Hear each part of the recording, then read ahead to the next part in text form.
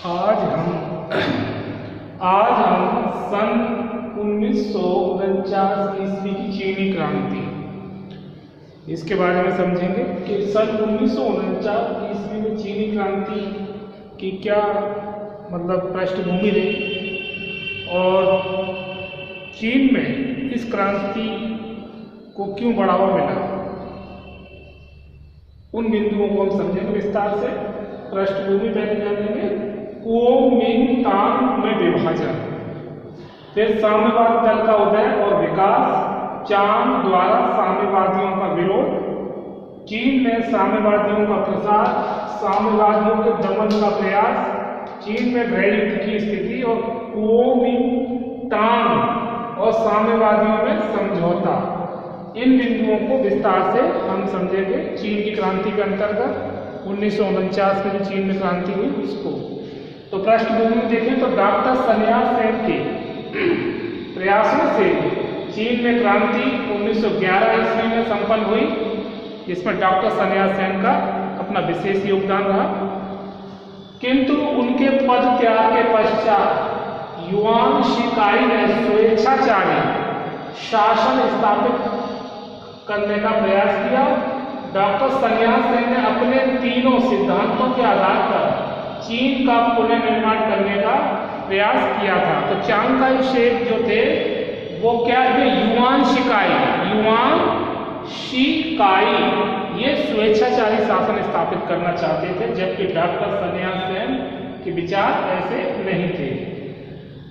दिसंबर 1923 ईस्वी में सेन ने घोषणा की थी कि हमें पश्चिमी राष्ट्रों से कोई आशा न रह गई थी। अब उस समय साम्राज्यवाद उपनिवेशवाद चल रहा, तो उस समय चीन में जो अफीम को काफ़ी प्रोत्साहन दिया गया और चीन में जो शासन वर्ग था वो अफीम के व्यापार से परेशान था, क्योंकि चीनी जो अफीम के द्वारा काफ़ी मतलब इस तरह उसका शोषण हो रहा था और चीनी को अफीम की आदि कर अंग्रेज और अधिक अपने साम्राज्य को मजबूत करना चाहते थे। तो इसमें इसीलिए सेन ने 1923 में घोषणा की कि हमें पश्चिमी राष्ट्रों से कोई आशा न रह गई थी। डॉक्टर सेन रातों रात चीन के और कुओमिंगतांग दल के जननायक बन गए। तो कुओमिंगतांग दल के कौन जननायक, डॉक्टर सन्यास सेन बन जाते हैं जब वो ऐसी घोषणा करते हैं। और ये पश्चिमी यूरोपीय देशों के अत्याचारों को जब जनता के सामने रखते हैं तो वो एक नेता बनकर उभरते हैं, जननायक बन जाते हैं। डॉक्टर सन्यास सेन ने 1924 ईस्वी में अपने अंतिम भाषण में कहा था कि विश्व के सभी अविकसित देशों के दलित लोगों को रूस के दिशा निर्देशों पर चलते रहने की जरूरत है। ऐसा इसलिए कहा था कि रूस साम्यवाद का समर्थक और पश्चिमी जो देश यूरोपीय देश हैं वो पूंजीवाद के, और किस प्रकार से वो उपनिवेशवाद और साम्राज्यवाद को बढ़ावा दे रहे थे। और भारत से जो अफीम जो भारत में पैदा होती थी उसे चीन में जाकर बेचते थे और उन्हें अफीम का इस तरह से गुलाम बना के रखा था चीनियों को। तो इसीलिए डॉक्टर सन्यास सेन ने यह कहा कि सभी अविकसित देशों के दलितों को रूस के दिशा निर्देशों पर चलते रहने की जरूरत है। फिर है कुओमिंगतांग में विभाजन। अब विभाजन क्यों होता है उसको जानेंगे। जब रूस ने चीन में साम्यवाद चलाने का प्रयास किया तो कुओमिंगतांग ने इसका कड़ा विरोध किया। अब चीन पश्चिमी देशों से सहारा लेने लगा। परिणाम स्वरूप कुओमिंगतांग दल में विभाजन होने लगा। तो कुओमिंगतांग दल में भी एक तरफ तो रूस के तरफ समर्थन और दूसरा पश्चिमी देशों से भी सहारा लेने लगे। तो इससे क्या होता है कि कुओमिंगतांग दल में विभाजन होने लगा और नवंबर 1925 ईस्वी में कुओमिंगतांग के व्यापारी और जमींदार वर्ग ने पीकिंग में एक बैठक कर रूसी सलाहकारों और साम्यवादी सदस्यों को दल से निष्कासित कर दिया। तो ये डिसीजन लिया कि मतलब पीकिंग में बैठक की गई और रूसी सलाहकारों और साम्यवादियों की राय लेते हुए उन्हें दल से क्या कर दिया था, निष्कासित। कुओमिंटांग के दूसरे सम्मेलन में इसका विधिवत प्रस्ताव पारित कर दिया गया। 1931 ईस्वी में प्रथम अखिल चीन सोवियत सम्मेलन किया गया। इसमें चीन सोवियत गणतंत्र का संविधान स्वीकार किया गया और 61 सदस्यों की केंद्रीय समिति बनाई गई। 1933 ईस्वी में चीन में प्रमुख 3 सरकारें थी। कौन कौन सी सरकारें? नंबर 1 चांग काई शेक की नानकिंग में कुओमिंटांग दल की सरकार। पहली सरकार कौन सी थी? चांग काई शेक की नानकिंग में कुओमिंटांग दल की सरकार। दूसरी थी कैंटन में कुओमिंटांग दल के वामपंथियों की सरकार। तो कैंटन में कौन सी सरकार? वामपंथियों की सरकार। और नंबर 3 क्यांगसी में साम्यवादी सरकार। क्यांगसी में साम्यवादी सरकार। तो इस प्रकार केंद्रीय समिति जो बनाई गई तो 1933 में चीन में प्रमुख 3 सरकारें थी। चांग काई शेक की नानकिंग में कुओमिंटांग दल की सरकार, कैंटन में कुओमिंटांग दल के वामपंथियों की सरकार और क्यांगसी में साम्यवादी सरकार। उसके बाद साम्यवादी दल का उदय और विकास। तो रूसी क्रांति के बाद 1918 ईस्वी में पीकिंग विश्वविद्यालय में ली ताओ चाओ तथा चेन तू सिउ ने एक मार्क्सवादी अध्ययन केंद्र स्थापित किया था। यहाँ से 1920 ईस्वी में पहली बार कम्युनिस्ट पार्टी का गठन हुआ।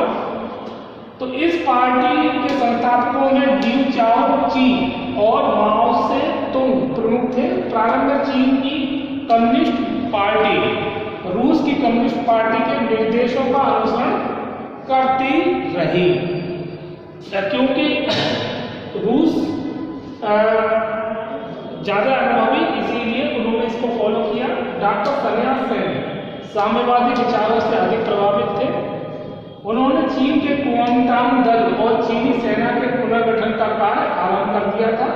और डॉक्टर सन्यास सेन की मृत्यु के बाद माओ से तुंग ने किसान आंदोलन का नेतृत्व किया। क्यों? किसानों की भी अपनी समस्याएं चीन में बहुत सारी थी, क्यों? और उनके ऊपर भी एक तरह से उनका शोषण हो रहा था। तो इसीलिए डॉक्टर सन्यास सेन ने किसान आंदोलन का नेतृत्व किया। माओ से तुंग ने, मतलब सन्यास सेन की जब मृत्यु हो जाती है तो माओ से तुंग किसान आंदोलन का नेतृत्व करते हैं। चीन के सामाजिक ढांचे में भी परिवर्तन दिखाई देने लगता है। तो माओ से तुंग ये कार्य जब देखते किसानों की दशा का, चांग द्वारा साम्यवादियों का विरोध। तो साम्यवादियों के धर्म विरोधी आचार और आंदोलनात्मक प्रवृत्तियों के कारण चांग काई शेक उनका विरोधी बन जाता है और उन्होंने साम्यवादियों पर कठोर प्रतिबंध लगाए और अपनी सेना की सहायता से उनका दमन करने का प्रयास किया। तो ये एक तरह से विरोधी, जैसे साम्यवादियों के धर्म विरोधी आचरण और आंदोलनात्मक प्रवृत्तियों के कारण चांग काई शेक उनका विरोधी बन जाता है और फिर वो दमनात्मक नीति अपनाते हैं, जिससे कि चीनियों में एक तरह से विरोध का वातावरण तैयार होता है। उन्होंने साम्यवादियों को कठोर प्रतिबंध लगाया और अपनी सेना की सहायता से उनका दमन करने का प्रयास किया। सरकार की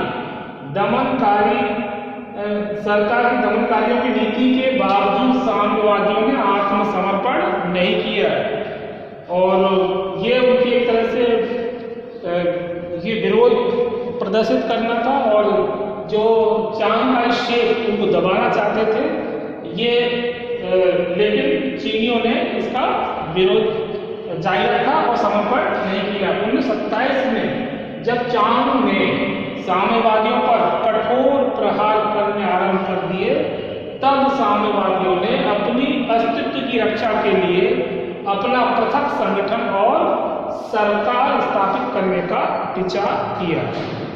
तो ये भी चांग काई को समझ में आ गया था कि ज़्यादा दमन और इनका दबाना संभव नहीं है इनको, और सेना का बल प्रयोग भी ठीक नहीं है।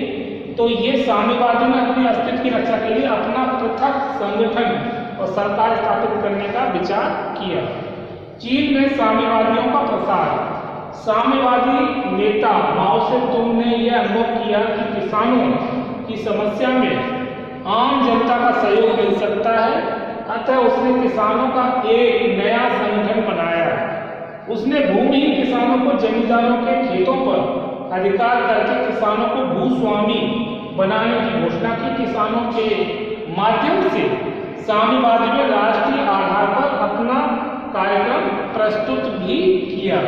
तो चीनियों में साम्यवादी को प्रसार करने का ये किसानों के माध्यम से एक अच्छा माध्यम मिल गया था। और इसमें ये जो नेता माओ से तुंग ये सोच रहा था कि मैं इन किसानों के माध्यम से मुझे लोकप्रियता प्राप्त हो सकती है, तो उसने ऐसा ही किया। इसके बाद है साम्यवादियों के दमन का प्रयास। चांग ने युद्ध में परास्त कर क्यांग सरकार को अधीन करने का असफल प्रयास किया और 1934 ईस्वी में लाखों साम्यवादियों को मौत के घाट उतार दिया। तो जिसका काफी विरोध भी हुआ चीन में कि इस प्रकार की दमनकारी नीति ठीक नहीं।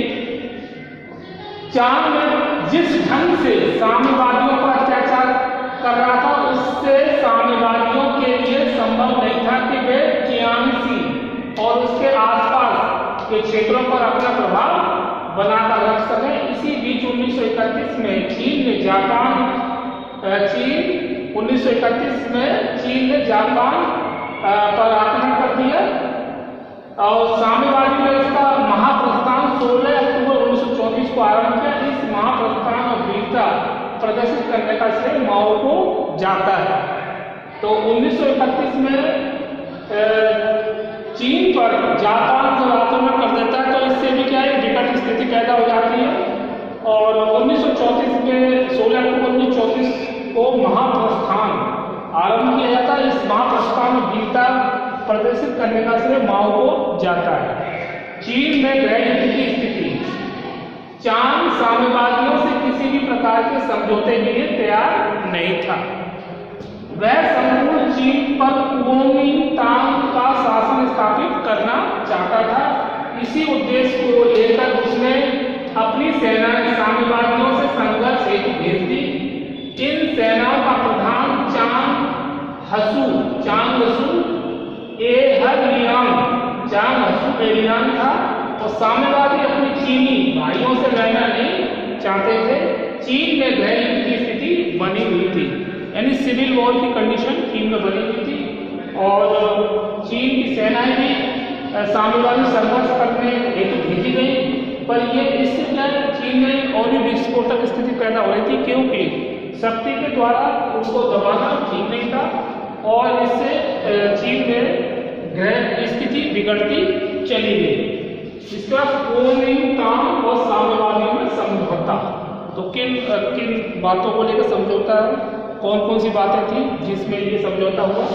कुओमिंतांग और साम्यवादियों में समझौते को समझेंगे। 10 फरवरी 1937 को दोनों पक्षों में समझौता हुआ, जिसके अनुसार नंबर 1 उत्तर पश्चिमी चीन के प्रदेशों पर साम्यवादियों का अधिकार, वहां पर उनका ही शासन स्थापित रहेगा।